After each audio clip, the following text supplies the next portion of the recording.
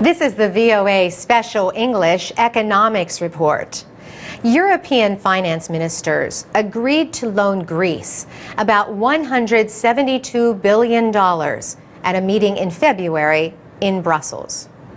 Luxembourg's Prime Minister, Jean-Claude Juncker, announced the agreement.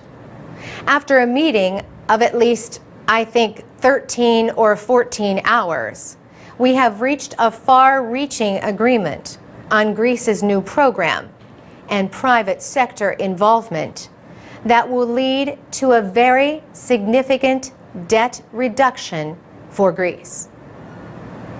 Under the plan, Greece's private creditors will lose more than half of the face value of their investments. The agreement also means the country will receive its second financial rescue in less than 2 years.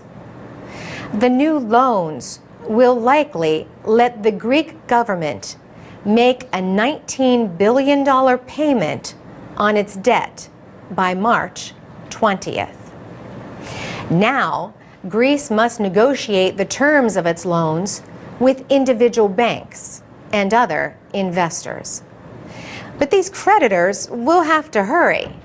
Greece can dictate its own terms once it reaches agreement with 2/3 of its creditors. Not everyone believes Greece will be able to repay its loans. The Fitch Financial Services Company cut the credit rating of Greece. Fitch said it remains highly likely that the country will fail to meet its financial responsibilities. The Greek Parliament has agreed to the idea of spending and job cuts demanded by the European Union and the International Monetary Fund. The Parliament has to pass all 79 measures included in a reform plan before getting the rescue loans. Prime Minister Lukas Papademos has said his country has a lot of work to do before it can receive new aid.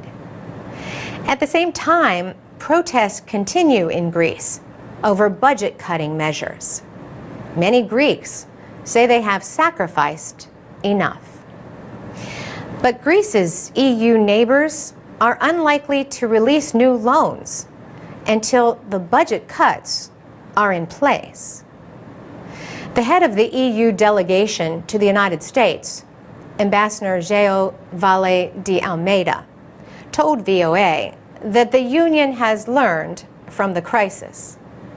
We learned a lot about the means that we need to have to deal with emergency situations.